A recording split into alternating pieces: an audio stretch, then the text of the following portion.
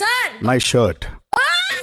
Big Boss செட்டில் இருக்கிற அத்தனை லைட்டை விட பிரைட்டாக நம்ம திவ்யா சூப்பராக இருந்திருக்கிறத பார்த்து நம்ம பிக் பாஸ்க்கே ஒரே லவ் ஆயிடுச்சு போல. திவ்வு உன் மேலே ஒரே லவ் அப்படின்ற மாதிரி பேசிட்டாரு. நீ ரொம்ப அழகாக இருக்கன்னு ஃப்ளர்ட் பண்ண முடியாது, அதனால ஷர்ட் சூப்பர்னு சொல்லிட்டாரு. ஆனால் பார்வோட விஷமெல்லாம் ஏறின நம்ம சாண்ட்ரா இப்போ பயங்கரமாக கத்திட்டு இருக்காங்க இவங்க மேலே. அதில் திவ்யா கொஞ்சம் டவுன் ஆயிர போகிறாங்கன்னு சொல்லி பிக் பாஸ் அவங்க மூட அப்லிஃப்ட் பண்ணி விட்டார்ல. இப்போ இதை சாண்ட்ரா கேட்டிருந்தா பிக் பாஸ் மேலே எவ்வளோ கடுப்பாக இருப்பாங்க. திவ்யா கிட்ட பேசினது எனக்கு சுத்தமாக பிடிக்கல பிக் பாஸ். என் வாயில் நல்லா வண்டையாக வருது, ஆனாலும் என்னால பேச முடியல. இந்த கிழிக்கிறாளே எந்த ஒரு காரியா இருப்பான்ற மாதிரி பேசுறாங்கல்ல. பாவம் விடுமா, தெரியாமல் சொல்லிட்டாரு பிக் பாஸ்.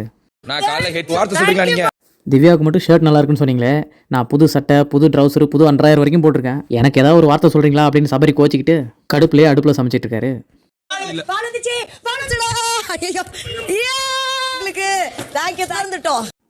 உணர்ந்துட்டீங்க. அந்த மூக்கு கீழே இருக்கிற கிணற கொஞ்சம் மூடி வைங்க.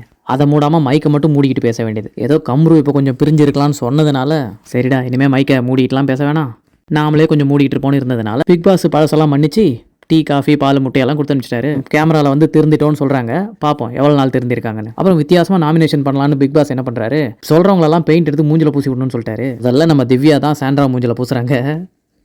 எங்கள் தலைக்கு தில்ல பார்த்தீங்களா அப்படின்ற மாதிரி தலைவி கலகுறாங்கல்ல. இப்போ இதுக்கே இன்னைக்கு நைட்டு பயங்கரமாக கத்த போகிறாங்க, எல்லாரும் காதை முடிக்கிங்கன்ற மாதிரி தான் இப்போ இருக்குது. சாண்ட்ரா சொல்கிறேன், அவங்களால இங்கே இருக்க முடியலையோ அப்படின்னு எனக்கு ஃபீல் ஆகுது. இந்த கேமில் இருக்கிறதுக்கு கேப்பபிள் இல்லைன்னு தோணுது. உங்களுக்கு மட்டும் இல்லை, எங்களுக்கும் அதான் தோணுது. ஆனால் பிக் பாஸ்க்கு வேறு ஏதோ தோணுது. எப்போவுமே கத்திக்கிட்டே சுற்றிக்கிட்டு இருந்த பாரு போன வாரம் வாங்கின கெட்ட பேரெல்லாம் நல்ல பேராக மாற்ற இப்போ நல்லவங்களாக இருக்காங்க. அதனால் கத்துறதுக்கும் குத்துறதுக்கும் இப்போ சாண்ட்ரா வச்சுருக்காங்கன்னு நினைக்கிறேன். திவ்யா தேவையில்லாமல் சண்டை வலிக்கிறாங்க. இந்த அமித்துக்கு என்னாச்சுன்னு தெரியல. கொஞ்ச நேரம் சாண்ட்ரா அவர் கூட உட்காந்து பேசினாங்க. சாண்ட்ராவை சொல்ல பயந்துக்கிட்டு இப்போ திவ்யாவை சொல்லிட்டாரு. இப்படி தான் போன தடவை பார்வை சொல்ல பயந்துக்கிட்டு விஜேஸ்டே அவங்க நல்லா தான் வேலை செஞ்சாங்கன்ற மாதிரி சொல்லிட்டாரு. அமைதியாகவே இருக்கிற அமைதிப்படை அமித்துக்கு எப்பவுமே கத்திட்டு இருக்க பொண்ணுங்கள்லாம் பார்த்தா கொஞ்சம் பயத்தோட சுற்றிட்டு இருப்பார் போல. டெம்பர் லூஸ் பண்ணி வேர்ட்ஸ் விடுறீங்க, ரொம்ப கத்துறீங்க. கனியை நாமினேட் பண்ணுறேன். பாரா ஒரு கை பெயிண்ட் அடிச்சோடனே கனி மூஞ்சே கலையாயிடுச்சு. இருந்தாலும் நம்ம திவ்யா பக்கத்தில் நெருங்க முடியுமா?